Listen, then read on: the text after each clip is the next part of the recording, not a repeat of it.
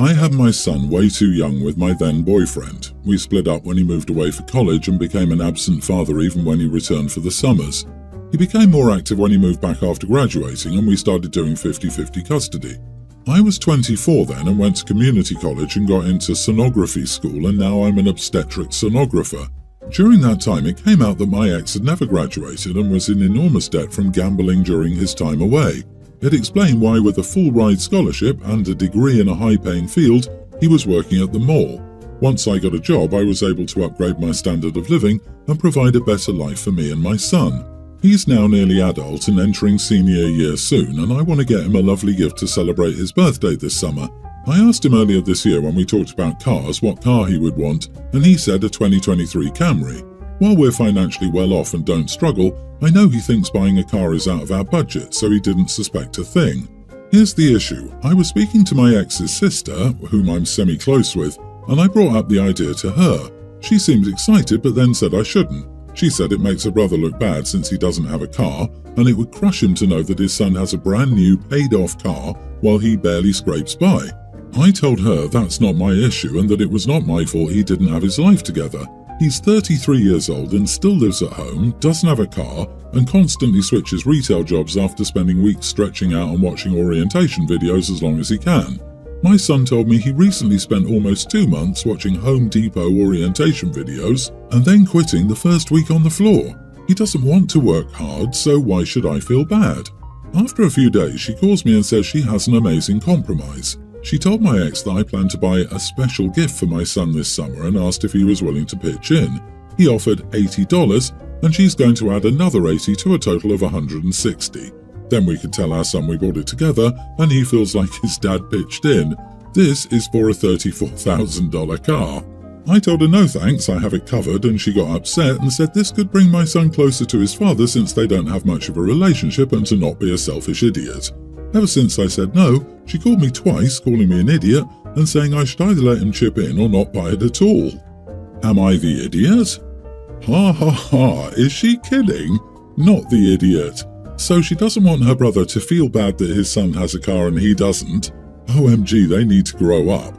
He does not work to improve his life, it sounds like, and that is not for you or your son to feel bad about. And now they want to chip in a couple of hundred on a $34,000 car to try and make it sound like they bought it too? Please, your son is smart enough. He would see through that anyway.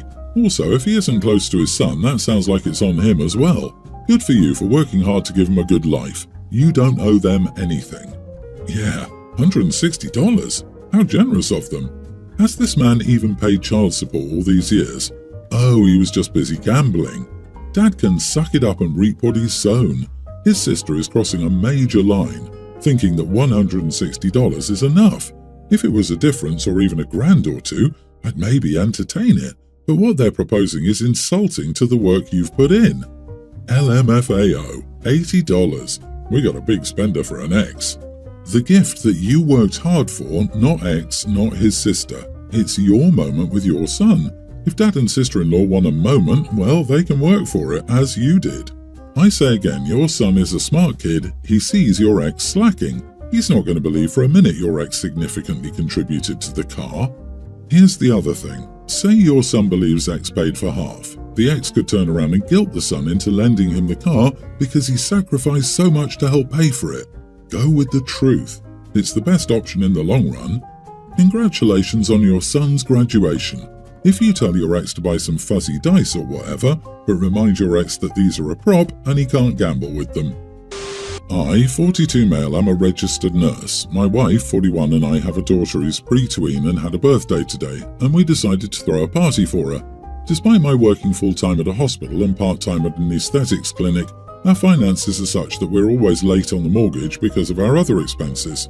My wife has a career as an equestrian, and her expenses for that career are around $38,000 a year.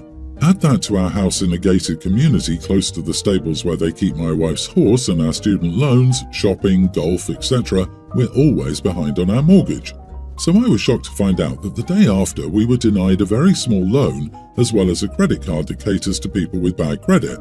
My wife paid an extra $550 for a better party photographer.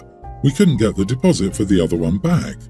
In the days leading up to the party, I was losing sleep over our finances. Pulling doubles has become my norm, but I'm usually off Saturdays. However, I have a reputation as the one who will pick up any shift on short notice, so much so that my co-workers resent me because management asks why they cannot be like me. So a co-worker got sick last minute and I was told Friday night that they needed somebody for all of Saturday, offering a 12-hour shift. I knew my daughter's party was today, but I knew I'd have to spend the whole party sweating about the fact that we couldn't pay our mortgage, so I decided to pick up that shift. When my wife found out I was going to work at 7 a.m. and not going to be home until evening, she was furious and accused me of being a bad father. She hasn't talked to me since. Am I the idiot for trying to pay bills? Food, $200. Data, $150. Rent, $800. Horses, $38,000. Utility, $150. OMG, someone who is good at the economy, please help me budget this. My family is dying. In all seriousness, if you're so stressed about finances that you must miss your daughter's birthday for the entire day, you should reevaluate your spending habits. You are the idiot. Love drill LOL. But I think I'd say everyone's the idiot here. OP and his wife need to sit down and come up with a more feasible budget for the family.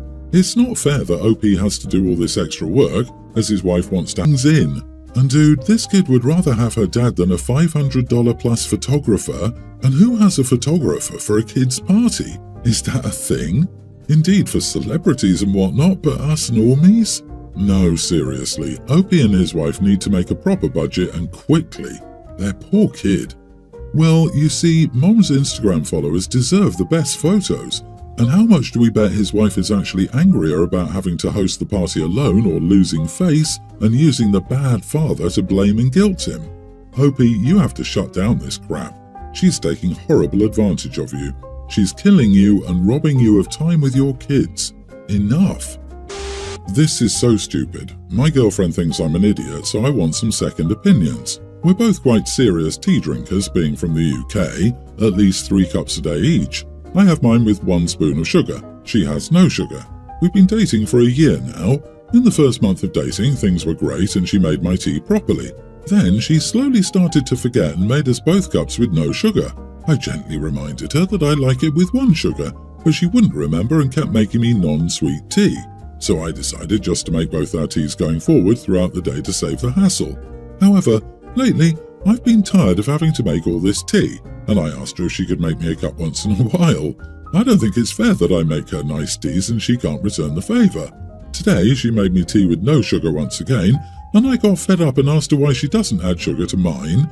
It feels deliberate, to which she told me she forgets, and that's just how she does it, and I can add my own sugar after.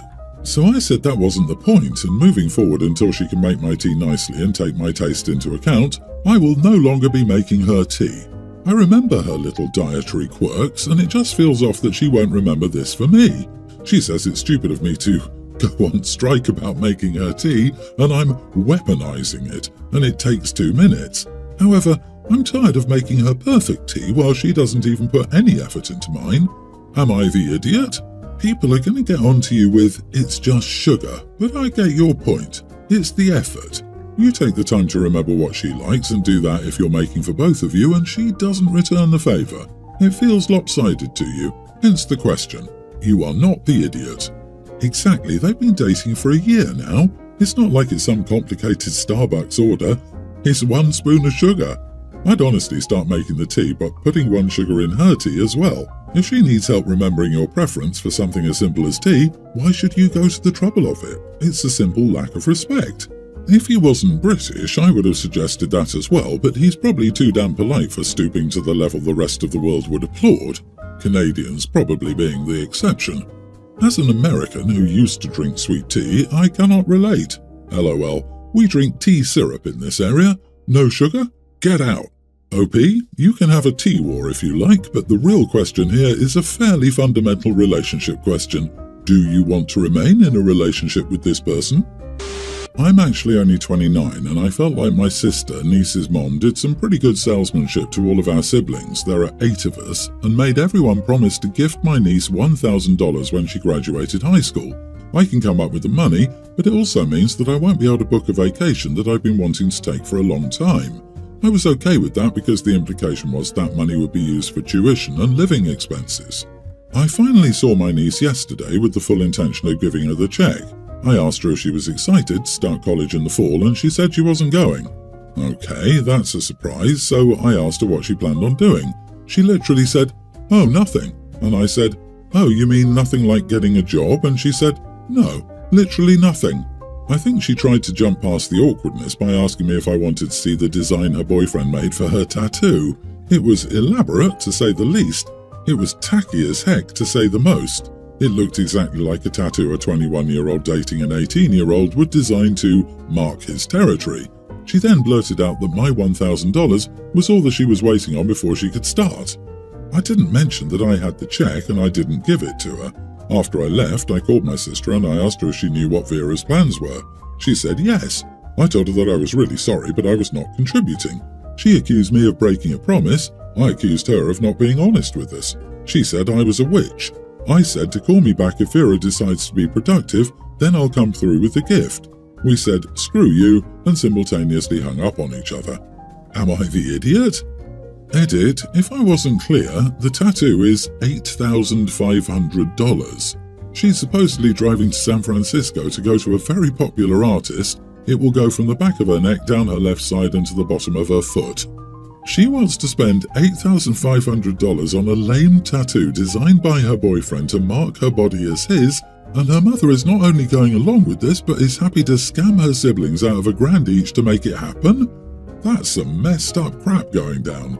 An $8,500 tattoo at 18 years old. Holy crap. Not the idiot. Go on the trip you thought you wouldn't be able to do. Damn, not only is the neck pretty rough to get done, but ribs are one of the worst places and most easily messed up bits because of ribs. Any artist will agree it's probably one of the worst locations to do. Also, sole of her foot. I've got a lot and even I wouldn't dare go near my feet. A reputable artist would be extremely wary of doing something so massive, especially something designed by a boyfriend on someone so young, particularly if she doesn't already have multiple pieces. Get your siblings together immediately for a family discussion, minus your sister and niece. It has to be before they gift the money. This may be the crux of the matter. What exactly did your sister sell you on? Did she imply that the money would be used for educational purposes? If so, that is your out. An 18-year-old should not have full-body branding by the boyfriend, especially as he may not even be around by the time the final work is done. Please do talk to them. Hopefully none of them have already given the money under those false pretenses. I would be equally upset if I was trying to help a family member get a jump start and instead funded something completely different than the original task. Also, tell sister that you will put the $1,000 in a trust fund for when Do Nothing Becky needs laser tattoo removal treatments. This happened over a year ago, but this situation has still affected my family and my mom won't stop getting on my husband's and mine's case even now. My father had diabetes and his health was deteriorating fast. He was in the hospital and then got out. After he got out, he was weak and was trying to rest at home. I come from a big family with a lot of siblings. One of my sisters travels all through Europe and is frequently moving. I'm in the US and I haven't been back to Europe in over a decade, but I talk a lot on the phone with them. We'll call my sister Anna. Anna suddenly moved into my parents' house with her husband and 8 children for an unknown period of time and for reasons no one knows. Well, she had nowhere else to go apparently. My mom is the closest with her and always sympathetic towards her, so she's fine with her being there. My dad was exhausted coming home from the hospital just a day or two ago. My husband was talking to him on the phone and heard all these kids screaming and making noises. He asks if everything is okay.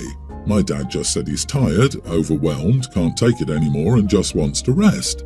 My dad talks to my brother, who lives there, and talks about the environment in the house. My brother said it was a disaster and pretty noisy since the kids were running everywhere. My mom, however, said that it's not a big deal and not that noisy. We all just had a feeling my dad was going to die any day now, and these were his last moments alive. My husband and I felt bad for my dad and thought he deserved peace in his last moments. My husband asked to speak to my mother and she said, "No, not now." So my husband asked to speak to Anna's husband. He said, "If you don't leave this house by 7 p.m, then I'll pay for a rental home where he can rest his final days. It's not okay for this man to work all his life, and he can't even die peacefully in his own home. I'll be calling back to make sure you've left." They tried to talk back and downplay everything, but my husband really put his foot down and ultimately they left. After about 2 days, my father had to go back to the hospital and died. My mother is still upset with me and my husband that he kicked Anna and her family out. She still comments to my husband and acts like we were really out of line and rude. I want to add that Anna was and is still building a new home near my parents' house, so they have some money.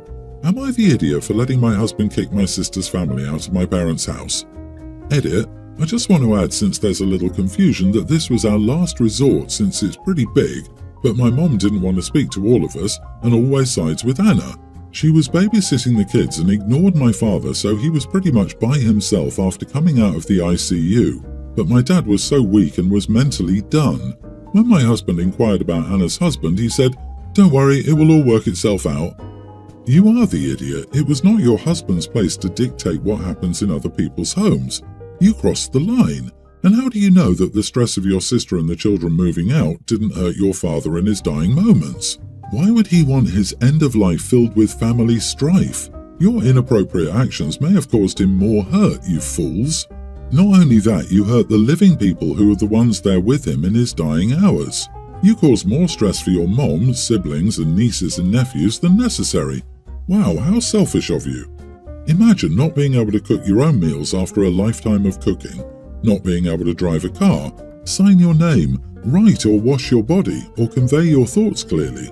Your once strong body is a shell of itself. You have trouble walking or picking things up. Now imagine how exhausting that must feel day in and day out. Then add 8 noisy young children and an unsupportive wife to that scenario when you're just trying to survive. You and your husband are not the idiots. At least you tried to give your father some peace in his final days. Sorry for your loss.